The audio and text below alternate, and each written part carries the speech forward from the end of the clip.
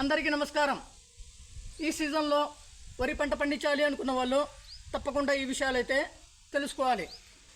చూడండి, ఇక్కడ ఒకసారి నేలను గమనించండి. ఇక్కడ నుండి మొత్తము అక్కడి వరకు కూడా అలాగే సుమారుగా ఇప్పుడు వచ్చేసి ఈ సీజన్లో నేను వచ్చేసి 6 ఎకరాల్లో వరి పంట పండించాలి అనుకుంటున్నాను. 6 ఎకరాల్లో తప్పకుండా వరి పంట అయితే పండిస్తాను. ఇప్పుడైతే 4 ఎకరాల్లో అయితే వరి పంట అయితే పండించాను. ఇప్పుడు చూడండి, ఇక్కడైతే మొత్తం ఇక్కడ నుండి మొత్తము 4 ఎకరాల్లో వరి పంట పండించేసి మొత్తము పంట అయిపోయిన తర్వాత ఇప్పుడు పచ్చి రొట్టె అయితే పండిస్తున్నాను. అంటే జిలుగా, ఈ జిలుగా విత్తనాలు తెచ్చుకొని చల్లుకున్నాను. ఎందుకంటే ఇప్పుడు వరి పంట అయితే పండించాను, మళ్ళీ వరి పంట పండించడం కోసమే. చూడండి, ఎందుకు పండించాలి అంటే ఇప్పుడు పంట మార్పిడి అయితే చేయలేదు నేను. ఇంకా పత్తి పంట అయితే పండించాలనుకున్నాను, కాకపోతే సమయం అయితే లేదు. అందుకనేసి అది పక్కన పెట్టేసి ఇప్పుడు జిలుగా అయితే పండిస్తున్నాను. జిలుగా అయితే తప్పకుండా పండించుకోవాలి. ఎందుకంటే పంట మార్పిడితో పాటు ఈ జిలుగా నేలను బాగా బలంగా అందిస్తుంది, భూసారం పెరుగుతుంది.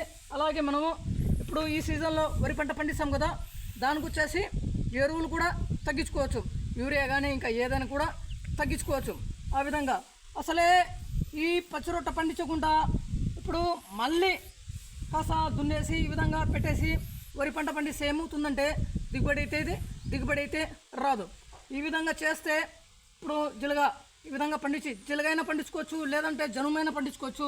ఇప్పుడు కొందరైతే నేనైతే ఒక జిలుగా ఈ పచ్చి రొట్టె వచ్చేసి ఎకరాకు కొందరైతే 10 కేజీలు చల్లుకుంటారు, కొందరైతే 12 కేజీలు అయితే చల్లుకుంటారు. నేను వచ్చేసి ఈ జిలుగా ఎకరాకు 10 కేజీలు చల్లుకున్నాను. అలాగే అందులో వచ్చేసి కొంచెము విత్తనాలు బొక్కలు ఉండటం, ఇంకా లేతగా ఉండేవి, ఇవన్నీ సన్నగా ఉండేవి, ఇవన్నీ అయితే ఉన్నాయి. కాబట్టి దానికి తోడుగా దాంట్లోనే జొన్నలు, ఈ పచ్చి అంటే సొప్ప అంటారు కదా, పశుగ్రాసం అంటారు కదా, అది వచ్చేసి 2 కేజీలు, దాంట్లో ఒక ఎకరాకు 2 కేజీలు ఈ విధంగా కలుపుకొని చల్లుకున్నాను. ఒక ఎకరాకు వచ్చేసి జిలుగా వచ్చేసి ఈ విత్తనాలు 10 కేజీలు, అవి ఒక 2 కేజీలు, ఈ విధంగా మొత్తం చూసుకుంటే 12 కేజీలు.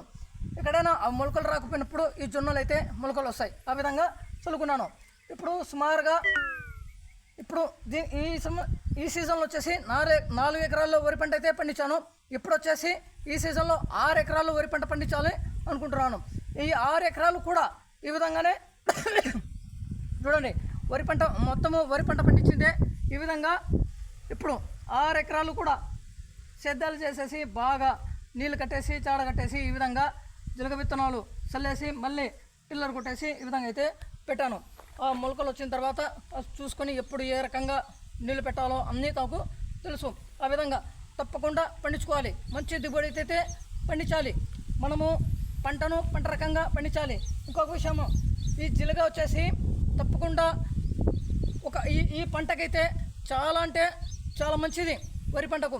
ఇంకా పసుపు పంట కూడా పండించుకోవచ్చు, కాకపోతే పసుపు పంటకైతే అది పండించారు.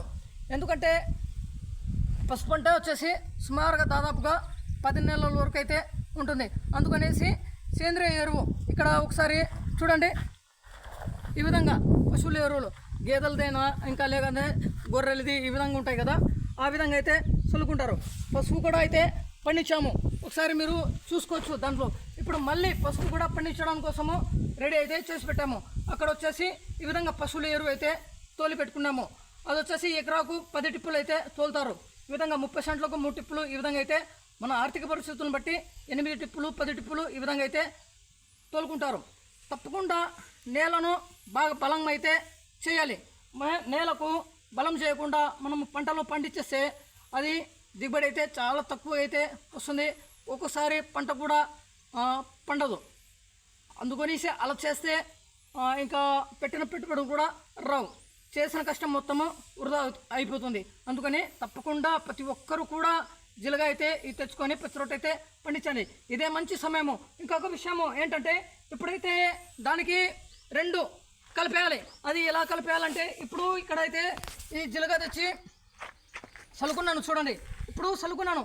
ఇది వచ్చేసి జిలుగా వచ్చేసి 20 రోజుల సమయము ఉన్నప్పుడు, ఇంత బాగా పెరిగినప్పుడు ఏం చేయాలంటే, తర్వాత మనము నార్మడికి ఇప్పుడు ధాన్యము వడ్లు అయితే తీసుకొస్తాం కదా ప్యాకెట్లు, ఆ విధంగా ఎకరాకు ఈ విధంగా తెచ్చుకుంటారు కదా, ఒక ఎకరాకు ఒక ప్యాకెట్ అనేసి ఈ విధంగా తెచ్చుకుంటారు కదా. అప్పుడు ఇది 20 రోజులు ఉన్నప్పుడు మనము ఒక నార్మడి కాయలు అయితే తయారు చేసుకోవాలి. అప్పుడే ఆ విధంగా తయారు చేసుకొని అది వచ్చేసి ఇప్పుడు ఇది 20 రోజులు, అదొక 25 రోజుల నుండి 30 రోజుల వరకు అయితే వచ్చేస్తుంది నారు. ఇది ఏం చేయాలంటే ఇప్పుడు ఇది 20 రోజులు, అదొక 25 రోజులు అనుకోండి నార్మడిది, అంటే 45 రోజులు అయిపోతుంది. ఇది 40 రోజుల నుండి 45 రోజుల నుండి చూసుకోండి, 40 రోజులు బాగా పెరిగితే కొట్టుకోవచ్చు, లేదంటే 45 రోజుల నుండి బాగా దున్నేసి ఈ విధంగా ఇప్పుడు నార్మడి 25 రోజుల నుండి 35 రోజుల లోపు అయితే 35 రోజులు కూడా నాటుకుంటారు, 30 రోజులు కూడా. ఆ విధంగా మనము ఈ విధంగా చేసుకోవాలి. ఈ జిలగను ఒకసారి 20 రోజుల తర్వాత కాస్త లైట్గా ఒక ఎకరాకు 20 కేజీలు లేదంటే 25 కేజీలు యూరియా వేసుకుంటే ఇంకా చాలా త్వరగా పెరిగిపోతుంది. ఆ విధంగా ఇది 45 రోజులు వచ్చేసినప్పుడే ఇది మొత్తము శుభ్రం చేసుకోవాలి. మనము వరి పంట పండిస్తాం కదా, ఆ విధంగా టిల్లర్ కట్టేసి ఈ విధంగా ఇది శుభ్రం చేసుకొని మనం అన్నీ బాగా చేసుకోవాలి. అప్పుడు వెంటనే ఈ నారుమడి కూడా వచ్చేస్తుంది. ఆ విధంగా అయితే చేసుకోవాలి. అది కూడా ఇది కూడా రెండు సమయము కలిసిపోతుంది. ఆ విధంగా చేసుకోవాలి. ఇప్పుడు తప్పకుండా ఇప్పుడు నుండే మొదలు పెట్టాలి. దీనికంటే చాలామంది రైతులు అయితే వేసేశారు. లేట్ చేస్తే ఇంకా నారుమడి మళ్ళీ తర్వాత లేట్గా పండించాల్సిన సమయం ఉంటుంది. అందుకనేసి త్వరగా చూసుకొని వేసుకొని పండించుకోండి. ప్రతి ఒక్కరు కూడా వేసుకోవాలి. నేలనైతే బలంగా తయారైనట్టుగా చేయాలి. భూసారం పెంచాలి. పంట మార్పు కూడా వస్తుంది, అలాగే నేల కూడా మార్పు అయితే వస్తుంది. ఈ పచ్చి రొట్టె అనేది తప్పకుండా పండించుకోవాలి. ఒక సీజన్లో ఒక సంవత్సరంలో 2 సార్లు వరి పంట పండిస్తారు. తప్పకుండా ఒక సీజన్లో అయినా ఇప్పుడు ఇలాంటి ఎండాకాలం ఇప్పుడు ఇలాంటి సీజన్లో తప్పకుండా ఈ పచ్చి రొట్టె అయితే పండించుకోవాలి. జిలగైనా జనుమైనా. ఓకేనా? చూశారు కదా, ఈ విధంగా అయితే మొత్తం ఇక్కడ నుండి ఒకసారి చూసుకోండి. నేను దీంట్లో వచ్చేసి ఎంత దిగుబడి ఈ వరి పంటలో RNR 15048లో ఎంత దిగుబడి వచ్చిందో మొత్తము దీనికంటే ముందు ఒక వీడియోలు అయితే తెలియజేశాను. చూడండి, కొన్ని వీడియోస్ అయితే చూడండి ఏ విధంగా చేశానో మొత్తము ఆ విధంగా చేయాల్సింది చేస్తాను. పంట రకంగానే చూస్తాను. ఓకే అండి, చూశారు కదా, తెలుసుకోండి. బాగా అందరికీ అర్థమవుతుంది నేను చెప్పింది. ప్రతి ఒక్కరు కూడా చేయాలి. ఇలాగా రైతు అంటే ఇలా చేసి పంటలు పండించాలి. ఏదో పెట్టాము పంట ఆ విధంగా చేసుకుంటే ఉపయోగం ఉండదు. ఓకే అండి, బాయ్. చూడండి ఇక్కడ నుండి మొత్తము, అలాగే అక్కడి నుండి ఒకసారి కూడా చూసుకోండి. ఇక్కడి నుండి మొత్తము ఈసారి 6 ఎకరాలు అయితే పండించాలనుకుంటున్నాను. నా ఆర్థిక పరిస్థితులను బట్టి ఈ విధంగా పండిస్తాను.